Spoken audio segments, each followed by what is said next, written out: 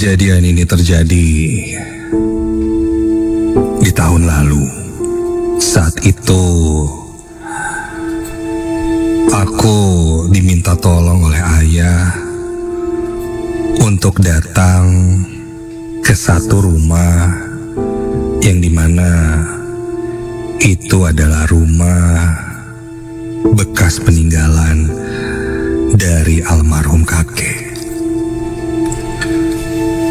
Tujuanku ke sana untuk mengecek kondisi rumah, melihat apa saja yang sudah rusak dan harus direnovasi. Sebelum akhirnya rumah itu akan dijual.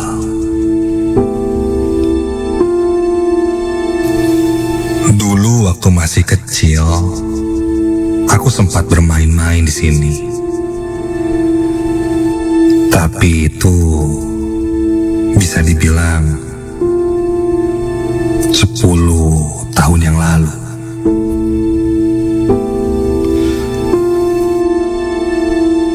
Semenjak kakek tidak ada, tidak pernah ada yang mengunjungi rumah itu lagi. Barulah kali ini aku datang ke sana. Ayah menitipkan kunci rumah itu dan memintaku untuk mengambil dokumentasi juga, foto-foto, sambil memeriksa apa saja yang harus diperbaiki. Dan saat itu aku ke sana bersama Mang Amin. Ya, Mang Amin bisa dibilang sosok yang sering membantuku dan keluargaku untuk beres-beres rumah.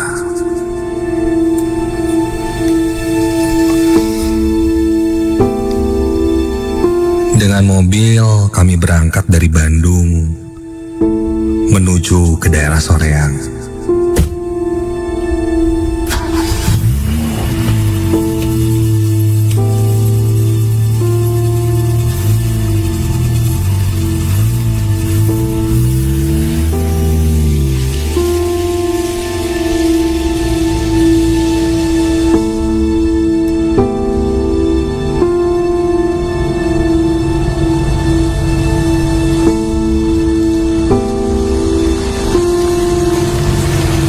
Tak berapa lama, kami pun sampai di rumah kakekku.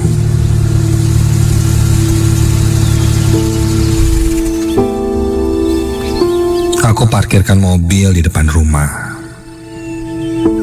Dari gerbang depan, kulihat rumput-rumput ilalang sudah meninggi. Rumah ini bisa dibilang rumah bergaya tahun 90-an. Bukan rumah peninggalan zaman Belanda.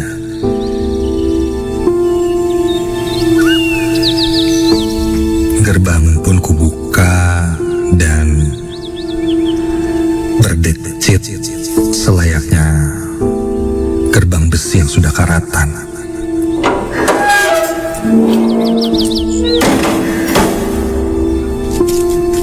Aku dan Mang Amin masuk ke dalam. Aku cukup berhati-hati dalam melangkah. Takutnya ada ular di antara ilalang-ilalang yang rimbun di halaman itu. Sampai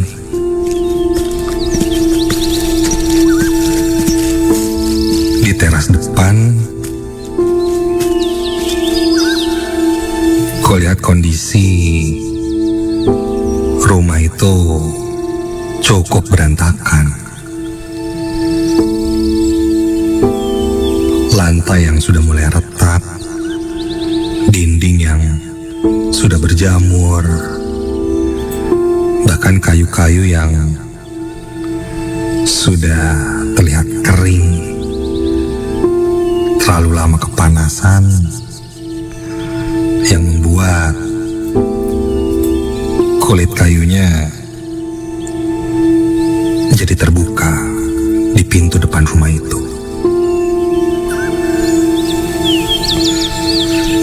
Sambil berbincang dengan Mang Amin dan membahas apa saja yang harus dibenahi, aku pun masuk ke dalam rumah.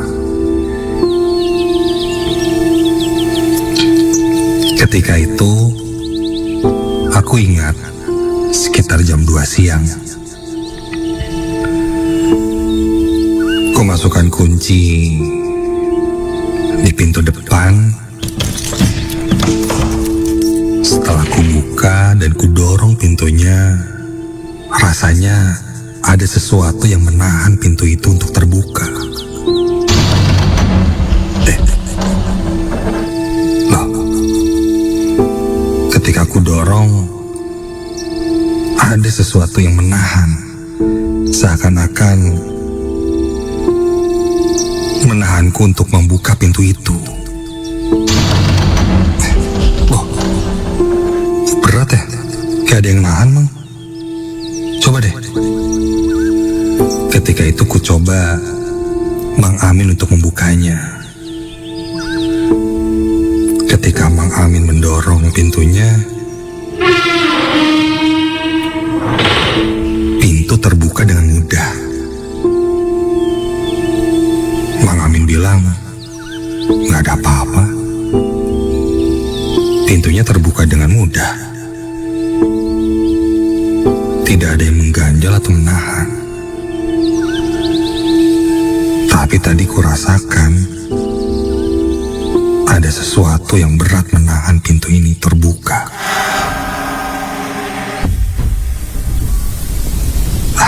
Sudahlah. Mungkin hanya perasaanku saja. Masuk ke dalam rumah, bau khas rumah kosong yang berdebu tercium olehku.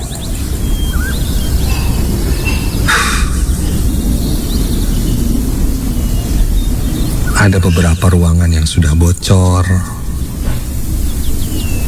tergenang air. Ada juga yang hanya perlu perbaikan ringan.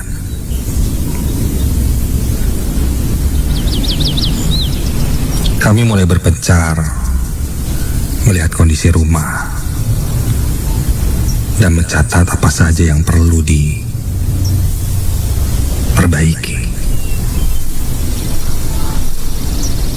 Sampai aku berjalan ke halaman belakang.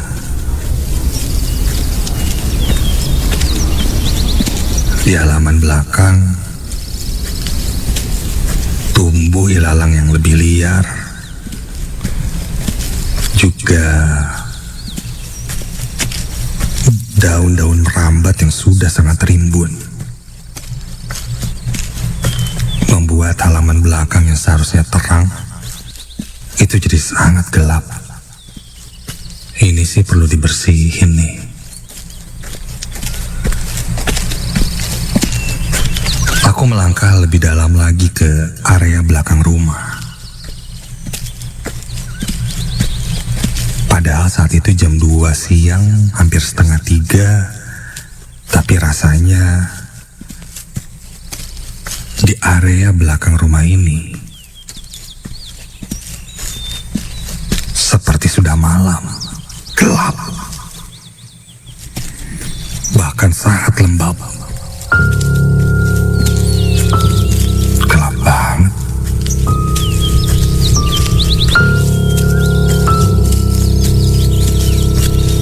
Ketika aku melangkah, terdengar langkah lain di semak-semak di depanku. Jangan-jangan ada binatang.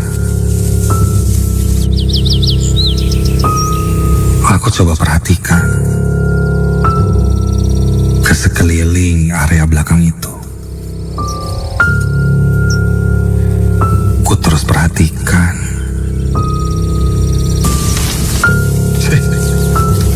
Terdengar lagi bunyinya.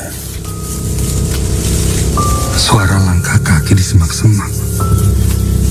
seperti langkah mengintai.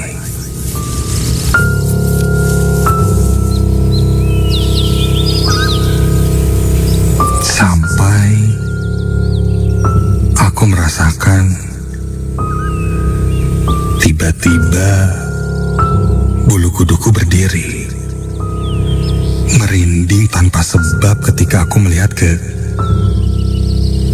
arah pojok halaman belakang itu.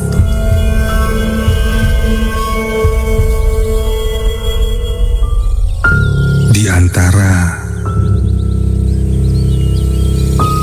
daun-daun ranting yang merambat, aku melihat seperti ada siluet orang di sana. Iya, kulihat ada bentuk kepala, tubuh yang tertimbun dari balik akar-akar pohon itu. Kuperhatikan dengan seksama sampai astaga, terlihat sepasang mata menatap ke arahku.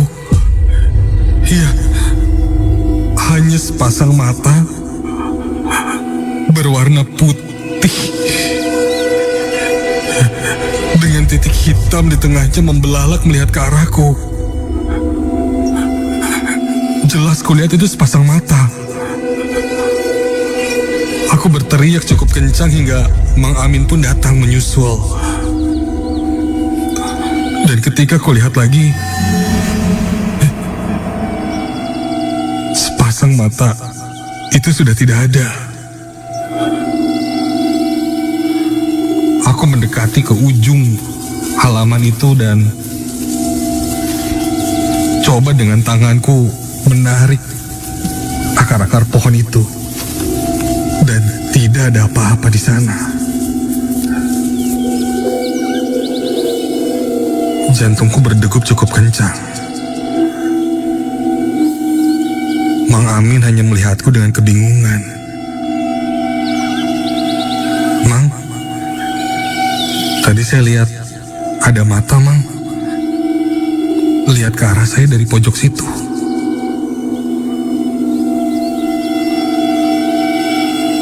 Ketika aku bilang seperti itu, raut wajah Mang Amin berubah. Dia tiba-tiba diam, lalu menatap ke arahku.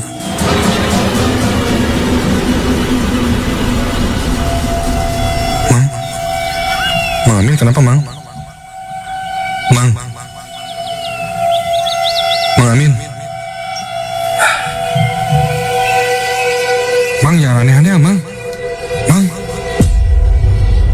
Mang Amin hanya diam dengan tubuh kaku dan matanya terus melihat ke arahku.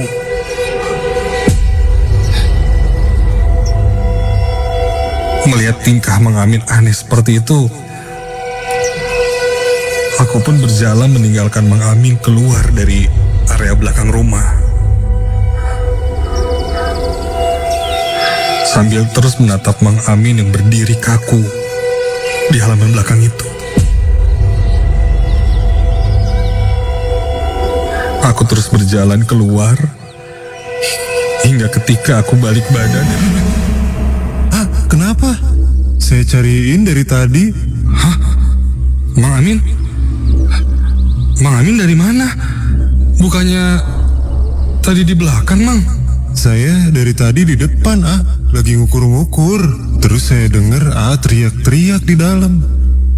Ada apa, Oh, enggak ada apa-apa, Mang. Udah, lanjut aja, Mang.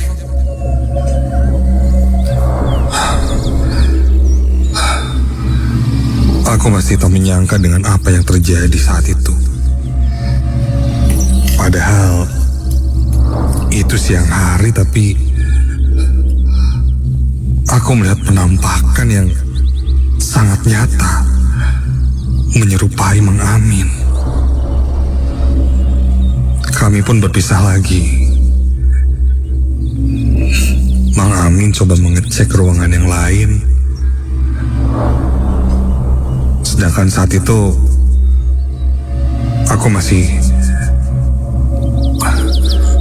syok dan memutuskan untuk istirahat sejenak di ruang tengah.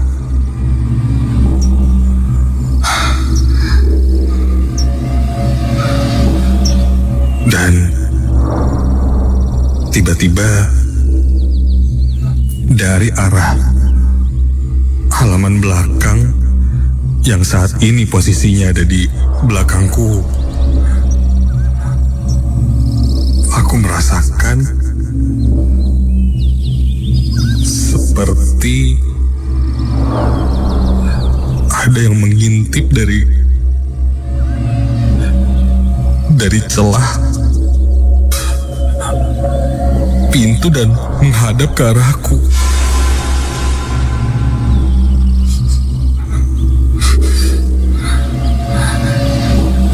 Dari sudut mataku aku bisa melihatnya cukup jelas. Dan tiba-tiba menyeruak bau busuk, bau bangkai.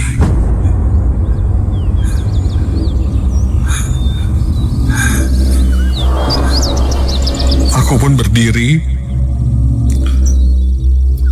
dan melangkah menjauhi halaman belakang itu. Tanpa melihat ke belakang. Namun, aku bisa merasakan di belakangku ada sesuatu seperti bayangan hitam yang mengikutiku.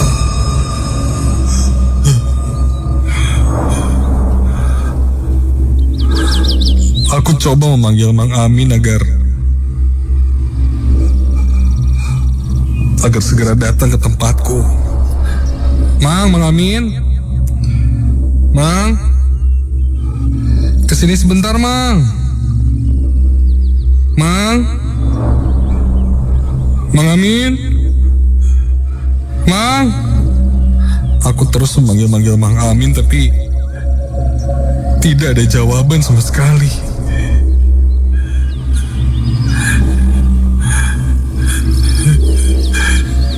Sampai ada satu balasan, namun itu bukan suara Mang Amin. Kunaon sieunnya? Astaga. Refleks aku membalikkan badan karena kaget dan ketika aku lihat, ya Tuhan, di belakangku ada satu sosok.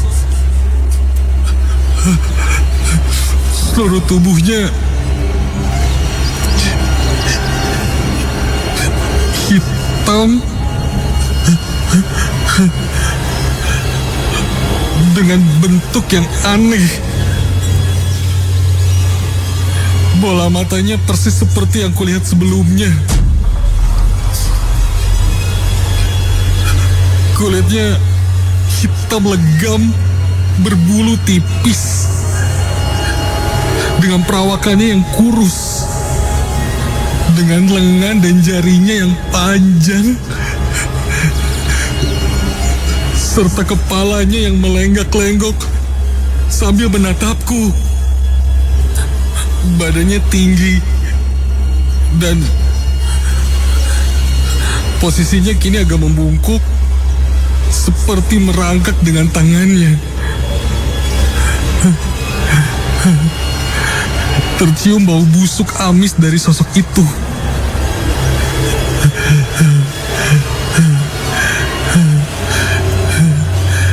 Dia menyeringai dengan lidah yang menjulur keluar.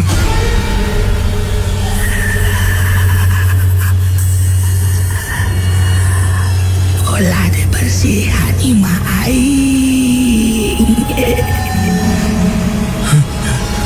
Aku berteriak sejadi-jadinya dan berlari keluar dari rumah.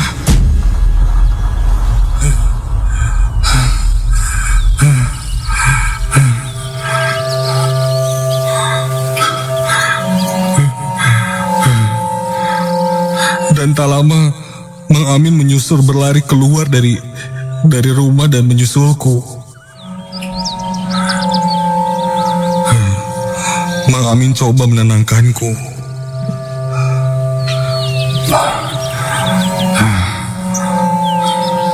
Aku bilang, aku melihat sosok yang menakutkan. Ku coba deskripsikan seperti apa sosok itu. Mang Amin bilang, mungkin itu jurik jarian katanya. Yang kadang suka mengisi tempat-tempat yang sudah kotor dan tidak berpenghuni. Aku ingat terdengar entah mungkin dengan telinga atau dengan batinku, sosok itu berkata, jangan bersihkan tempat saya. Ya, mungkin rumah yang sudah kosong bertahun-tahun ini sudah ada yang mengisi lagi. Tapi Mang Amin bilang, bukan hak mereka berada di rumah ini. Mungkin hawa manusia di rumah ini sudah tidak ada. Maka dari itu harus segera dibersihkan, dan lebih baik jika ada yang tinggal dulu di rumah ini, agar sosok-sosok yang seharusnya tidak ada di sini pergi dengan sendirinya.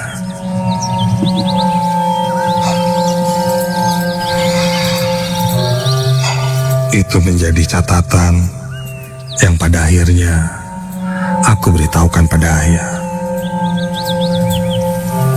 Dan rasanya mungkin tidak hanya sosok itu saja yang ada di rumah itu.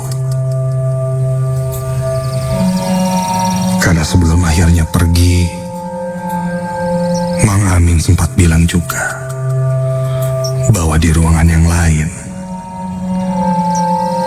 dia melihat satu sosok perempuan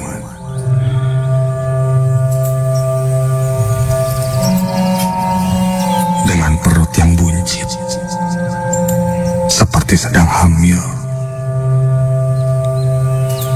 sedang berdiri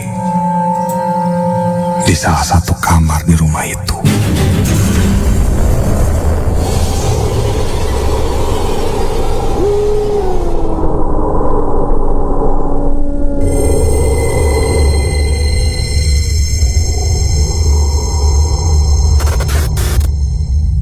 Namaku Syifa. Aku seorang siswi jurusan akuntansi di salah satu sekolah menengah kejuruan. Malam ini aku ingin berbagi pengalaman nyataku ini ketika aku melaksanakan praktek kerja di salah satu toko baju.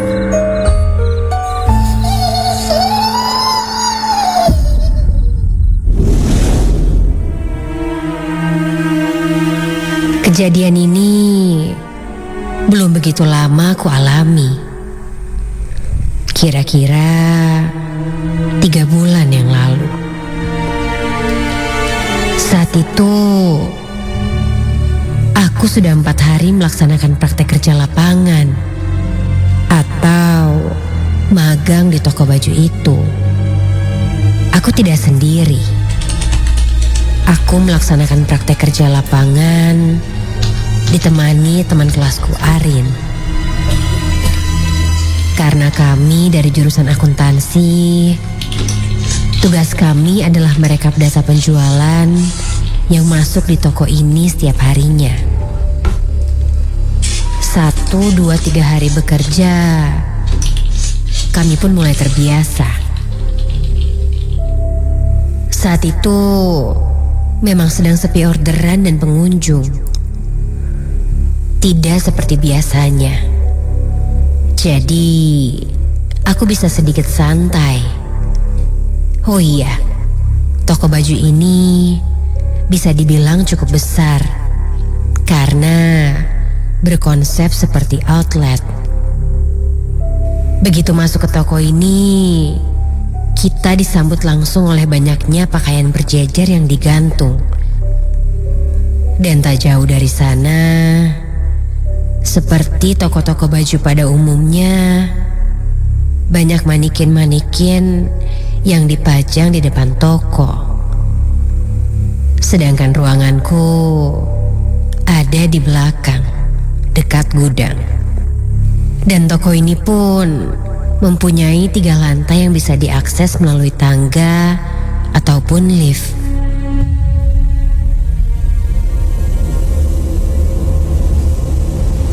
Saat itu, ku ingat hari Kamis. Aku kebagian shift siang sampai toko tutup. Tugasku saat itu tidak begitu sibuk, sehingga aku bisa bersantai.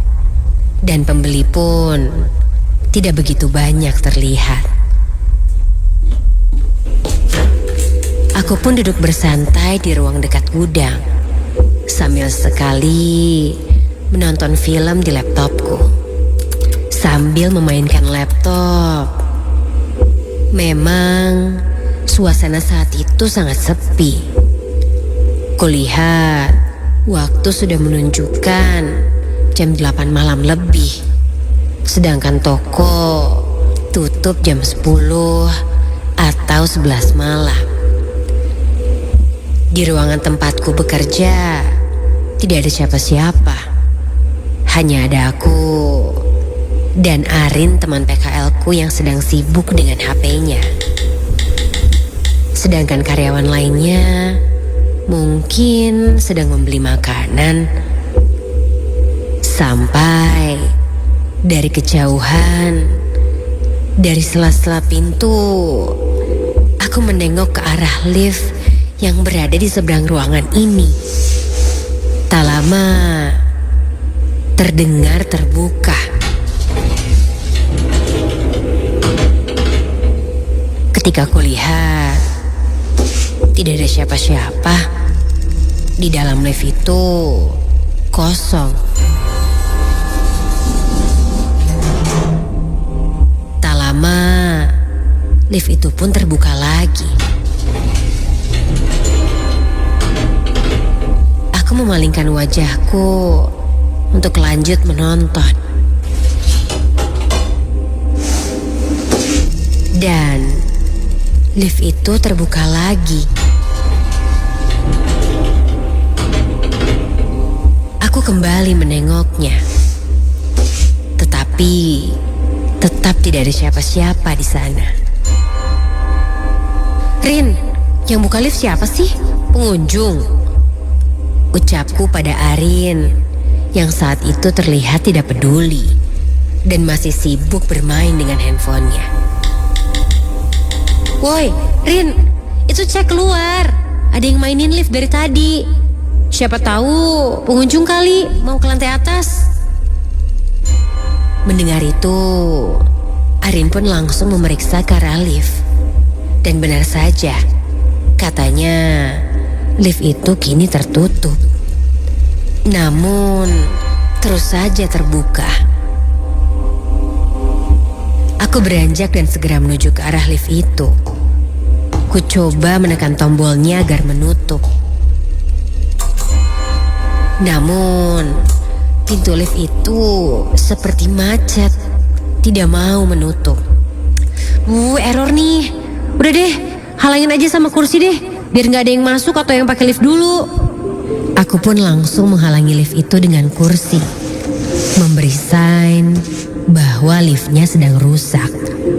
Dan jika ada pengunjung yang ingin ke lantai atas, sementara harus naik tangga dulu. Sedangkan Arin langsung mencoba mencari karyawan senior di sini untuk menginfokan bahwa liftnya error. Aku pun beranjak kembali ke dalam ruangan. Dan baru saja aku akan masuk ke ruangan. Hah? Ketika aku berbalik, lift yang tadi baru saja aku halangi dengan kursi, kini tiba-tiba tertutup. Aku kebingungan. Kok aneh? Aku pun langsung kembali duduk sejenak, sambil sesekali memperhatikan lift itu. Sampai astaga, terdengar bunyi pecahan dari arah luar ruangan. Aku bergegas lari untuk melihat. Dan ketika kulihat, ternyata vas bunga yang ada di dekat lift sudah berserakan pecah di lantai. Iya, vas bunga itu seperti tersenggol dan jatuh. Namun, ketika kulihat ke area sekitar, kulihat tidak ada siapa-siapa. Hanya saja ada yang bersembunyi di balik tangga dekat lift.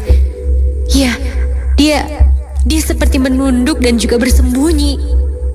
Siapa itu? Jangan-jangan dia yang pecahin terus ngumpet. Cetusku sedikit kesal. Kulihat kepalanya, rambutnya hitam dan sedikit beruban. Aku pun mendekatinya. Dan ketika aku dekati untuk melihat lebih jelas, kulihat itu memang seseorang. Seorang nenek tua yang sedang membungkuk memakai kebaya. Tapi karena ia membungkuk, aku tidak jelas melihat wajahnya. Yang jelas itu seorang nenek-nenek, dan badannya pun terlihat kurus. Nenek mau kemana? Mau lihat-lihat baju atau mau kemana, Nek? Itu yang mecahin vas bunga nenek ya? Ketika aku berkata seperti itu, ia hanya diam. Seketika tercium bau yang menyeruak dari arah nenek itu, seperti bau kembang. Ya, ini seperti bau melati. Ya udah, Nek, ikut saya ke depan dulu ya. Ini saya mau minta pertanggungjawabannya. Kalau enggak, nanti saya tuh diomelin sama atasan saya. Aku pun menarik tangannya. Tangannya terasa dingin sekali. Aku agak kasihan dengan nenek ini. Mungkin dia memang ingin melihat-lihat. Tapi tetap saja ia sudah salah memecahkan barang di sini. Aku menarik nenek itu, dan dia ikut berjalan di belakangku. Hingga di perjalanan ke depan aku bertemu dengan Arin. Dia bertanya, aku mau kemana? Ini Rin, tadi vas bunga di dekat lift pecah sama nenek ini. Lalu Arin bertanya, Nenek-nenek siapa, Chef? lah ini? Kataku sambil menengok dan Hah? Astaga, kemana nenek itu? Masih terasa tadi aku memegang tangannya. Tapi sekarang sosok nenek itu sudah hilang. Aku berusaha menjelaskannya pada Arin. Aku langsung membawa mereka ke arah dekat lift untuk memperlihatkan vas bunga yang pecah dan berantakan. Tapi sama sekali tidak ada pecahan apapun di lantai. Kenapa? Aku pun ditenangkan. Katanya mungkin aku terlalu banyak berhayal. Tapi jelas sekali aku melihat sosok nenek-nenek itu. Aku terus bersikeras meyakinkannya. Tapi tidak ada yang percaya. Singkat cerita, kami pun selesai dan pulang. Aku dan Arin menunggu jemputan di depan toko. Sambil menunggu, aku mencari kunci rumahku. Namun, tidak ada. Rin, bentar. Kunci rumah gak ada nih, kayaknya jatuh deh. Kataku sambil beranjak kembali ke dalam. Aku menuju ruangan belakang yang sudah gelap itu. Aku mulai mencari ke sekitar area meja. Dan benar saja, kunciku tertinggal di sana. Dan aku pun berbalik kembali ke depan. Baru saja aku mau menutup pintu ruangan dan berjalan. Astaga! Aku agak sedikit parno. Begitu mendengar suara benda pecah kembali, suaranya tepat berada di belakangku. Aku mencoba menghiraukan dan terus berjalan hingga tiba-tiba saja berlari dengan agak bungkuk.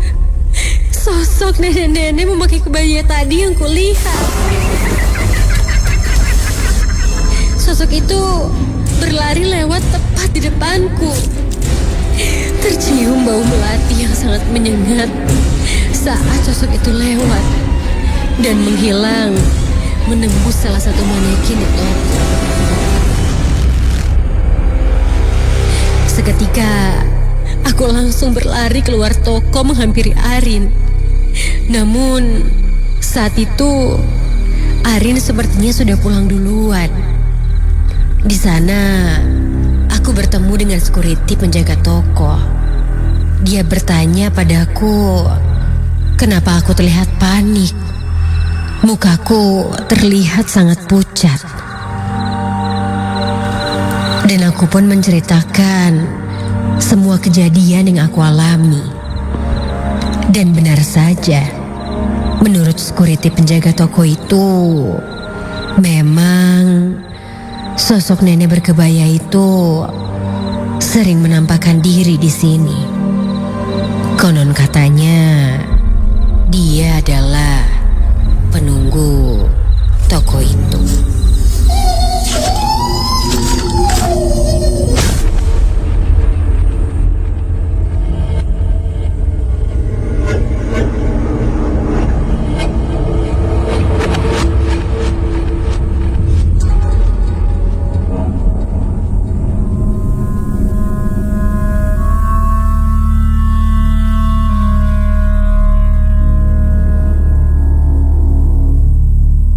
Ini pengalamanku saat aku berada di Jakarta.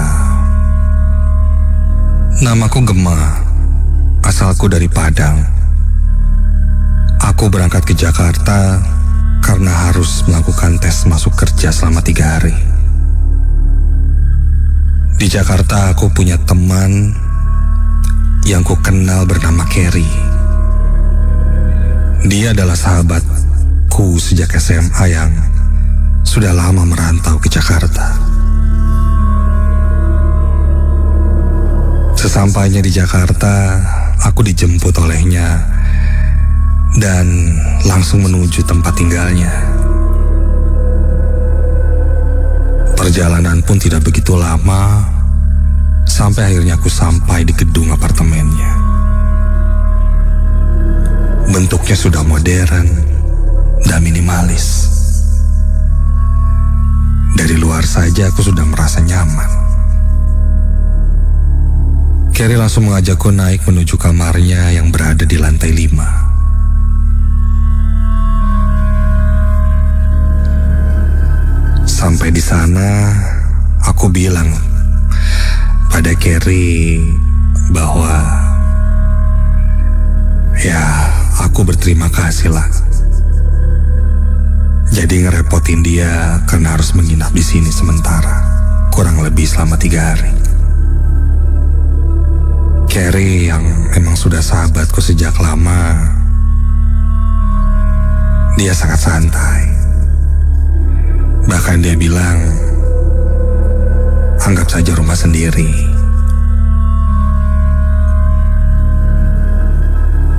Tapi malam itu karena dia ada urusan, jadi dia tidak akan pulang.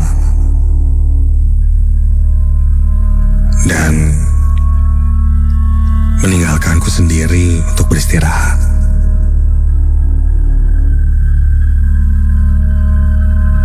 Setelah itu Carrie pergi.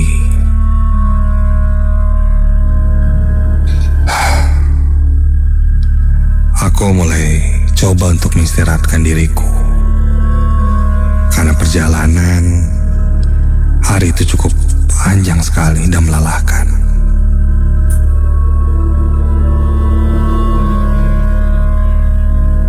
Singkat cerita, keesokan paginya aku segera bersiap-siap untuk tes kerja. Yang setelah ku cek, letaknya tidak terlalu jauh dari tempat tinggal Carrie. Waktu pun berlalu. Hari pertama aku tes kerja di sana berjalan dengan lancar. Malam pun tiba. Sekitar jam 8 aku sampai ke apartemen. Kulihat Carrie tidak ada di sana. Aku coba telepon. Dia bilang mungkin akan pulang sekitar jam 12-an malam. Karena masih ada urusan. Ya, yang ku tahu, Carrie sekarang memang cukup sukses di Jakarta. Banyak kerjaan, sehingga harus meeting sana-sini. Ya sudahlah.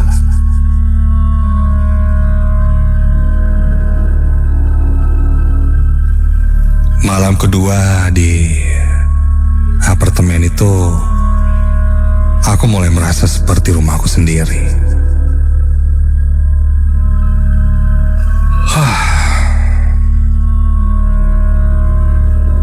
Aku merebahkan diriku di atas tempat tidur, mencoba untuk istirahat. Sampai tiba-tiba aku merasakan kok gerah sekali, panas. Padahal rasanya tadi AC menyala. Kok gerah banget ya? Aku cek AC menyala dengan normal. Tapi kenapa badanku terasa panas?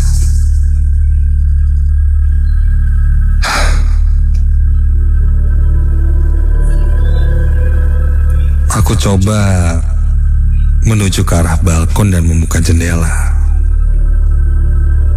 Ketika aku buka, angin mulai berembus masuk ke dalam kamar.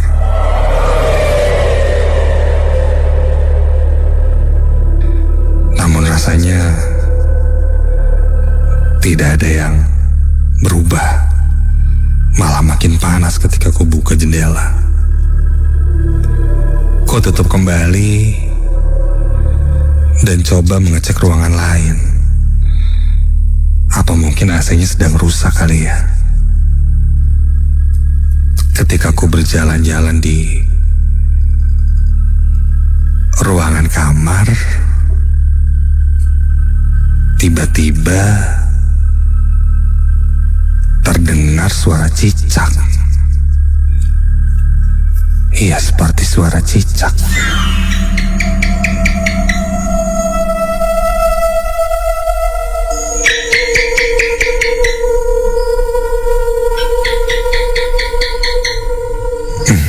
Suara cicak di mana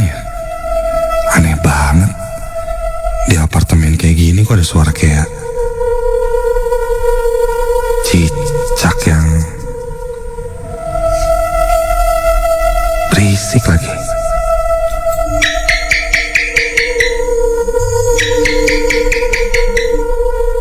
Suara cicak yang kudengar itu terdengar sangat nyaring.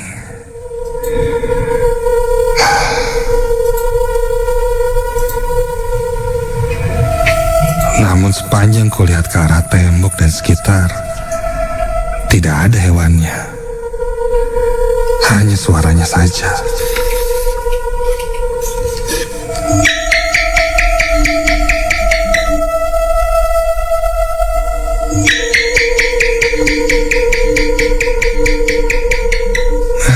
Ganggu banget sih suaranya. Aku pun coba mencari-cari di mana sumber suara itu.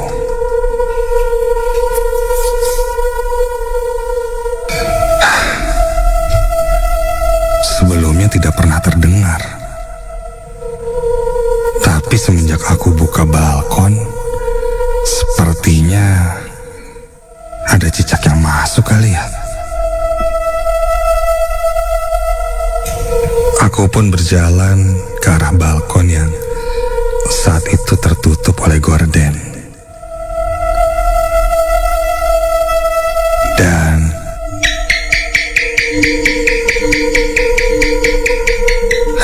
iya, suaranya nampak lebih dekat ketika aku mendekati balkon.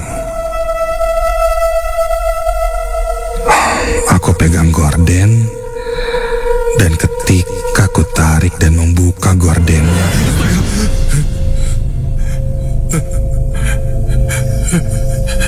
di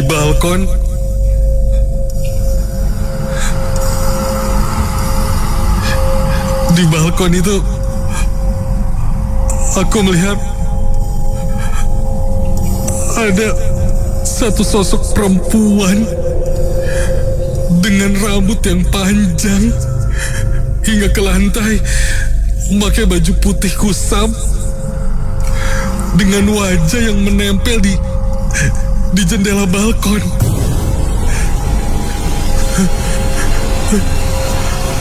Matanya putih semua dengan mulut yang menyeringai.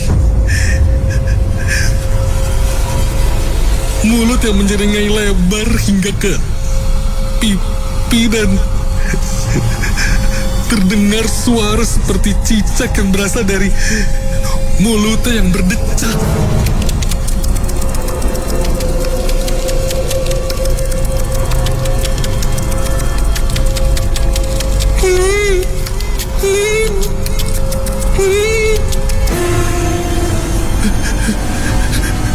Ternyata itu bukan suara cicak, tapi suara dari sosok perempuan itu. Wajahnya menempel di kaca dengan ekspresi yang sangat menyeramkan. Mulutnya terus mengecap, membuat suara itu yang sangat menakutkan. Dan tiba-tiba aku yang tak bisa bergerak karena kaku melihat sosok itu ada di depanku, semakin mematung ketika wajah sosok perempuan itu terlihat menembus kaca.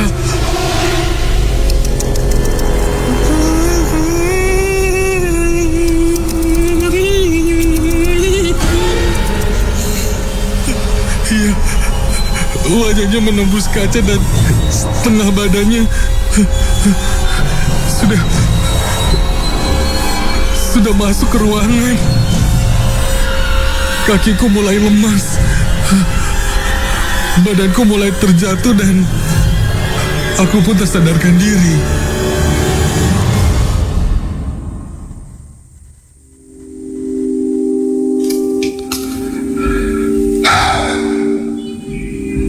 Akhirnya ketika ku sadar, Carrie sudah membangunkanku. Dia bertanya padaku kenapa aku tertidur di lantai. Awalnya aku tidak mau ceritakan apa yang kulihat karena takut dia tidak percaya. Setelah ku ceritakan bahwa aku mengalami satu kejadian seram, bahkan melihat satu sosok di balik balkon itu. Carrie hanya bertanya apakah aku membuka pintu balkon di malam hari. Aku pun menjawab iya. Carrie bilang dia pun pernah mengalaminya. Kejadiannya selalu terjadi sesaat setelah membuka balkon.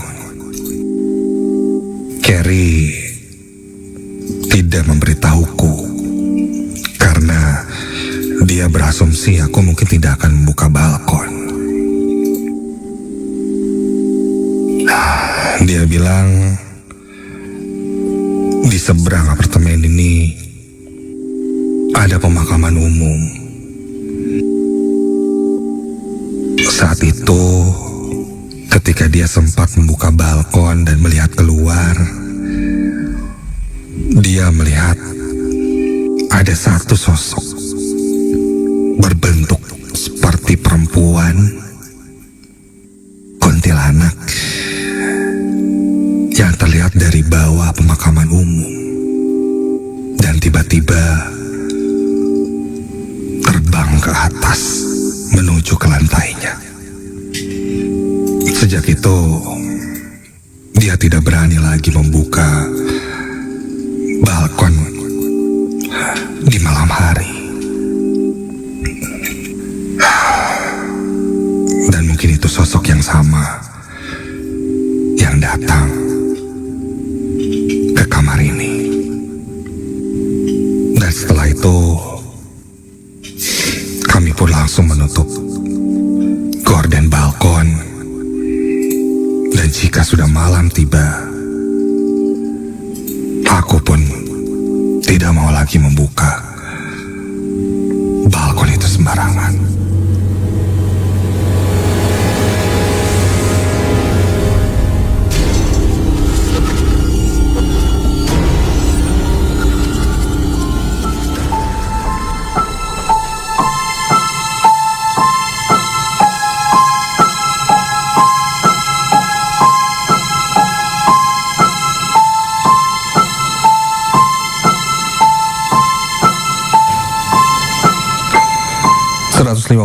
FM.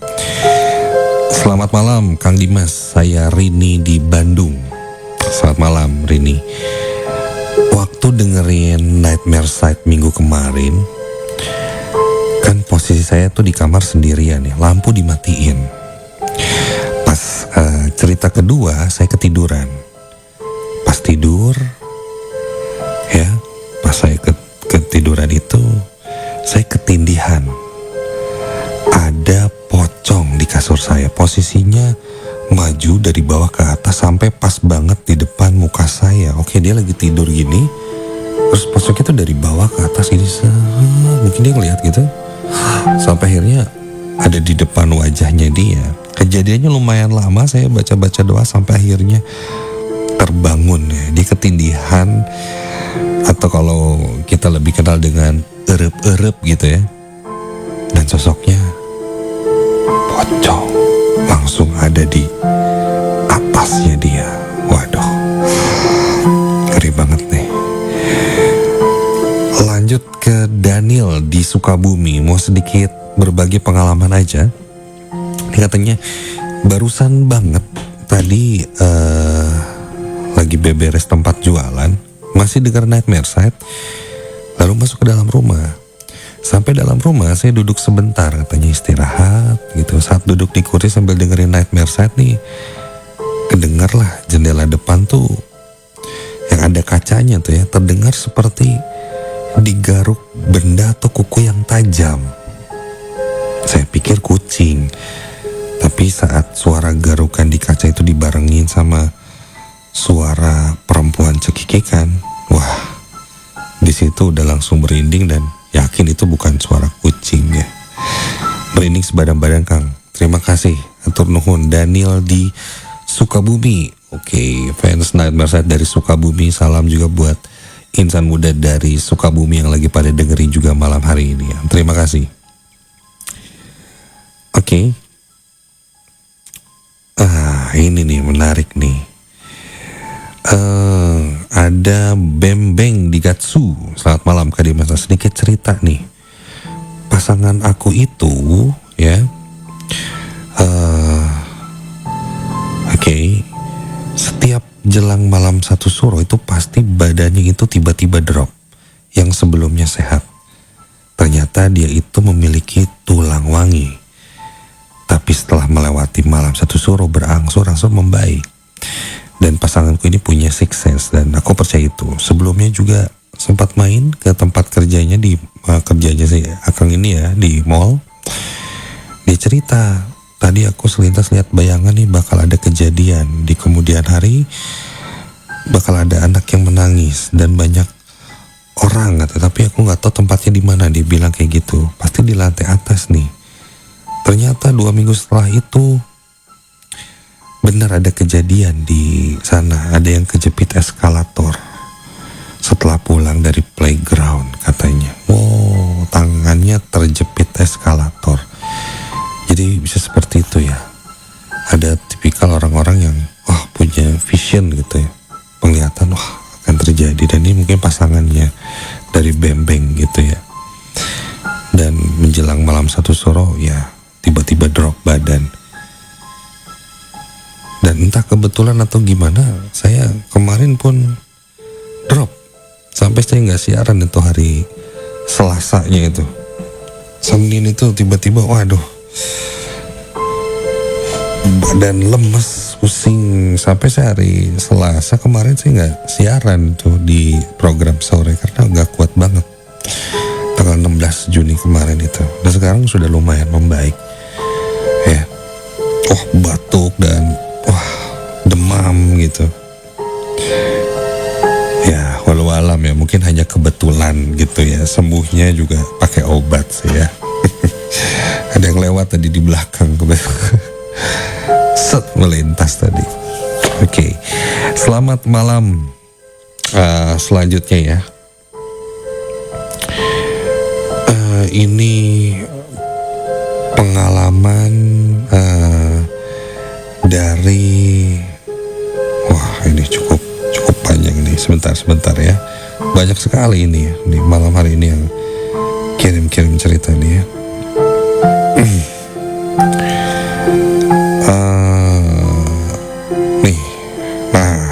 Selamat malam. Ini pendengar Bayu dari Babakan Ciparai. Selamat malam. Insan muda yang mungkin juga dengerin dari Babakan Ciparai. Pendengar setia dari zaman almarhum Babe masih ada, katanya sekitar tahun 90-an. Lupa taunya pas masih pakai radio gede sampai rekam gitu dari zaman kaset pita tahun 90-an dan sekarang via gadget masih ada. Waduh, Kang Bayu hatur nuhun ya di Babakan Ciparai. Pendengar setia Ardan ya dari zaman almarhum Babe katanya ya, tahun 90-an sampai sekarang dengerin. Hatur nuhun Kang Bayu sebelumnya ya, sudah setia selalu dengerin Nightmare Side. Salam buat keluarga, sehat-sehat selalu ya Kang. Mau cerita Kang, saya kan sampingan ngojol nih.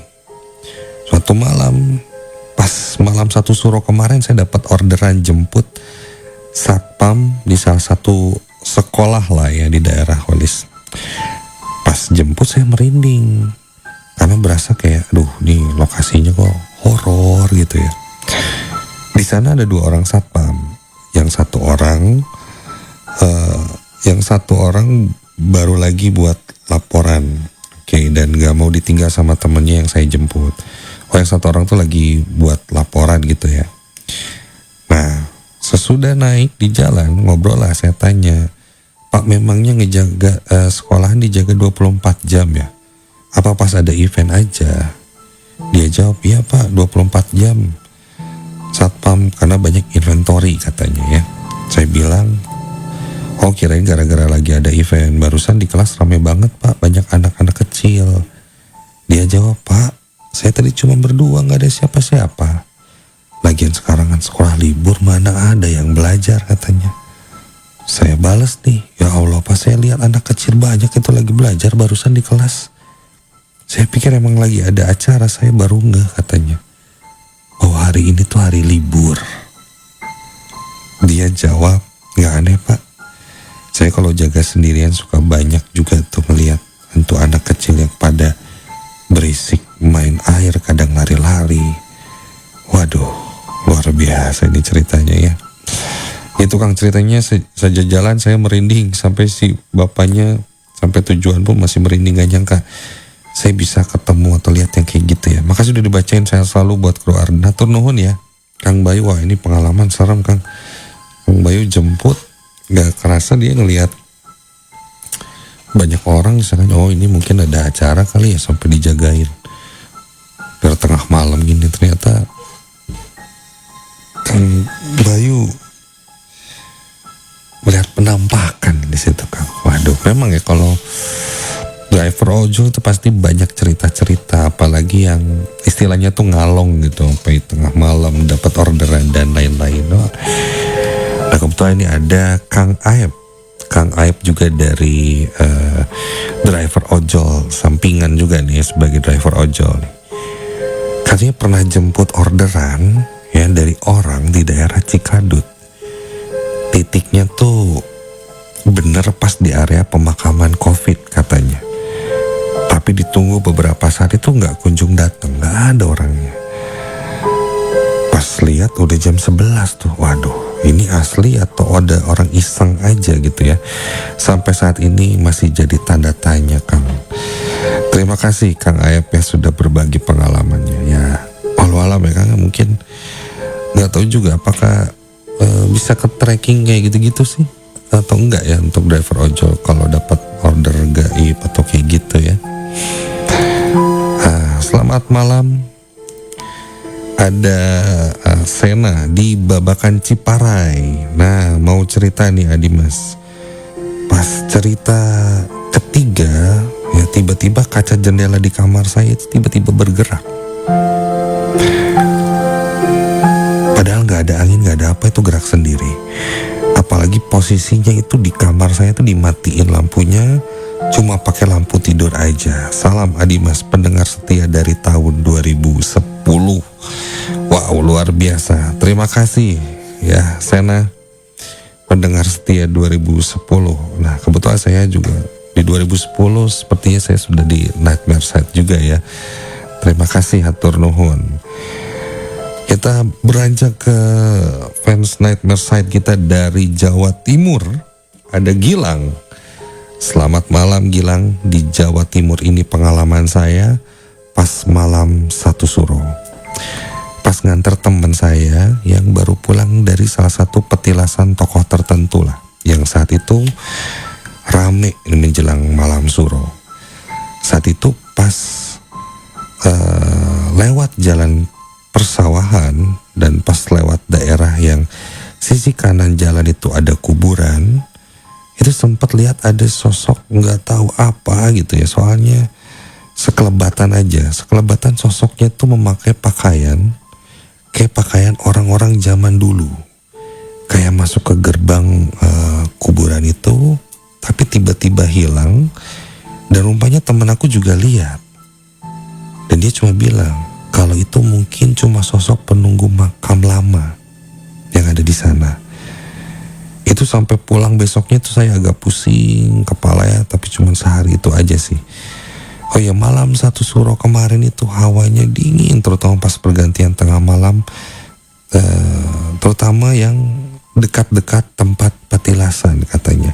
Terima kasih sudah dibacain ceritanya. Salam dari Jawa Timur. Terima kasih Gilang, fansnya Nightmare Side dari Jawa Timur ya. Hatur nuhun. Oke. Ini pengalaman mungkin terakhir akan Mas Tab bacain di sini ya. Assalamualaikum Kang, selamat malam. Ada Nazril dari Kampung Astaraja, Nazir Balebat. Saya punya cerita, Kang. Waktu itu saya lagi pulang kampung sama teman saya 2 orang. Ya. Kemudian malam harinya setelah sampai di kampung, kalau bahasa Sundanya mah itu ngedamar atau cari belut lah ya. Setelah jauh dari kampung saya lihat tuh orang yang saya kenal sedang membenarkan saluran air untuk sawahnya. Waktu itu tercium bau anyir yang menyengat. Ya, dan belut pun banyak tuh yang keluar dari sawah itu ya. Pas saya ajak ngobrol orang yang tadi, dia cukup diam, gak ngerespon. Padahal itu tetangga saya, gak jauh dari rumah saya. Jadi kenal lah dia ini, ada yang lagi benerin itu ya. Saya agak merinding nih. Kemudian saya lanjutin lah cari belutnya. Pas saya lihat ke belakang, katanya gak ada siapa-siapa. Dari situ saya langsung lari kenceng ke kampung saya lagi nih. Pas besoknya saya tanya ke tetangga saya kemarin tuh. Kemarin malam saya ketemu Mang Iding nih lagi benerin air di sawah.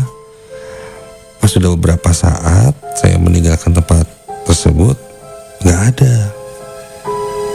Nah, ucap tetangga saya, ternyata katanya Mang Iding sudah meninggal 3 hari yang lalu. Dari situ saya shock, padahal malamnya saya baru ketemu sama dia. Setelah 2 hari saya pulang lagi ke Bandung sama teman saya itu. Oh, oke. Dengan rasa penuh tanda tanya, jadi percaya nggak percaya, disebut tidak percaya, tapi apakah itu korinnya gitu ya. Dan sampai sekarang masih teringat-ingat dan selalu menjadi bahan obrolan sama 2 teman saya itu. Ya, terima kasih Kang. Itu cerita paling serem. Iya ya, mungkin lagi benerin, ternyata orangnya sudah meninggal. Innalillahi wa inna ilaihi raji'un. Dari Ardi, saya pengen nyapa dulu Ardi di Bali nih. Nah, luar biasa nih. Pernah pengalaman tahun 2013 pas KKN ya, ke Pangkep apa ini ya namanya, buat penelitian ke Batuan Kars selama sebulan. Ingat banget waktu hari pertama, satu kelompok dikasih rumah dinas kosong dan jauh dari pemukiman warga, pinggirannya masih sawah. Kita semua bersih-bersih dari siang sampai maghrib, sampai kecapean saya tidur-tiduran di kasur tingkat yang besi gitu. Nah, kaget tuh pas ada lewat di depan pintu kamar. Lewat depan pintu kamar itu ada sosok manusia tapi gosong semua katanya. Kira-kira itu teman saya, saya kira itu teman saya, ternyata yang lain teman-temannya di ruang TV. Wah, ini beneran gak akan terlupakan katanya kenangan dari Bali ya Kang Ardi, hatur nuhun. Terima kasih banyak ya. Saya Dimasta pamit. Assalamualaikum warahmatullahi wabarakatuh, dan selalu ingat, jangan pernah dengerin Nightmare Side ini sendirian.